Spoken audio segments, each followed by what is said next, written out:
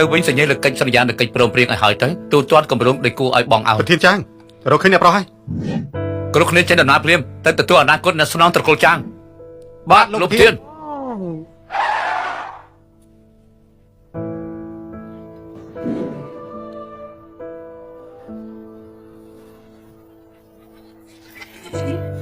តាមសម្រួលអ្នកមីងល្អ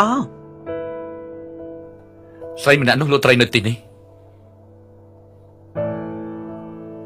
កុំខ្លាចគឺខ្ញុំមិនអីទេលោកបាច់តាមរកតតែឃើញមែនឯស្គាល់ខ្ញុំដឹងថាខ្ញុំត្រូវមកទៀតគឺសំជាកូនប្រុសរបស់ចាងឈឹងខ្ញុំមែនកុំតន់ឯងមកចិត្តខ្ញុំគ្រាន់តែជាកូនរបស់ម៉ាមីមិនមែនកូនលោកទេឯងមិនទទួលស្គាល់ខ្ញុំទទួលតែម៉ាមីជាអាងបានជាឯងចាំខ្ញុំអញ្ចឹងឯងគួរតែទៅវិញជាមួយនឹងខ្ញុំទៅឯងចង់បានអីបាននឹង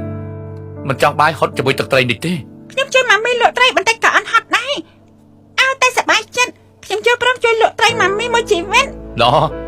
សំជាកូនប្រុសចាងឈិនរបស់ខ្ញុំមែននៅក្មេងប៉ុន្តែមានទំនួលខុសត្រូវបែបនេះប៉ុន្តែជាកាងឯងមានជីមជាន់ត្រកូលចាង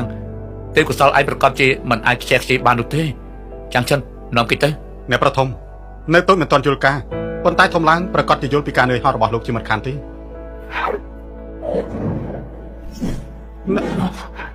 ប្រធានធំចាងគុំសម័យថាបានប្រើភាពផ្ដាច់ការនៃចរិតប្រធានធំរបស់លោកមកលើខ្ញុំបានខ្ញុំមិនចាញ់ល្បិចលោកទេបានលោកហ៊ានបង្ខំខ្លួនខ្ញុំនិងចរិតខ្ញុំមួយណាក៏លោកគុំសម័យយកបានឯងមិនចង់ទៅវិញជាមួយនឹងខ្ញុំដល់ថ្នាក់នេះកន្លែងដែលមានម៉ាមីទៅជាផ្ទះខ្ញុំពួកយទៅខ្ញុំនិយាយមួយម៉ាត់ចុងក្រោយកុំរំខានខ្ញុំនិងម៉ាមីមិនចង់លទ្ធផលមិនអាចទទួលបានឯងគឺកំពុងតែព្រមានខ្ញុំមិនគម្រាមលោកទេចាងជើងខ្ញុំធំឡើងមកទីនេះលើកទី1គឺត្រូវមនុស្សគម្រាមម្យ៉ាងវិញទៀតគឺកូនប្រុសបកកើតខ្លួនឯង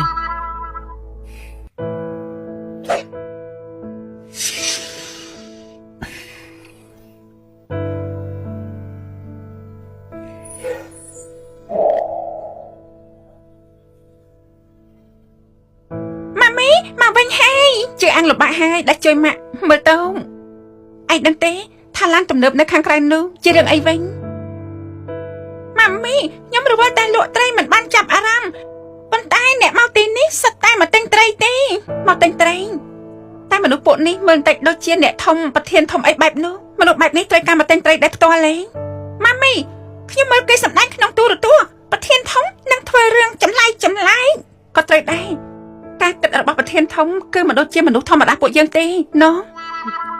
ប្រធានចាងមិនងាយទេតម្រាំរកឃើញអ្នកប្រុសសម្រាប់បែបហ្នឹងពិតមែនយ៉ាងម៉េចចង់ឲ្យខ្ញុំទទួលគេត្រឡប់ទៅវិញឲ្យគេស្អប់ខ្ញុំវិញជីវិតប្រកាសជាមិនមែនទេប៉ុន្តែមើលទៅអ្នកប្រុសនឹងថឹងណាចង់កែប្រែគាត់ក៏មិនមែនងាយស្រួលដែរស្រីម្នាក់នោះពិតជាគ្មានបានការមែនបើរៀនកូនប្រុសបកកើតខ្ញុំមិនឲ្យទទួល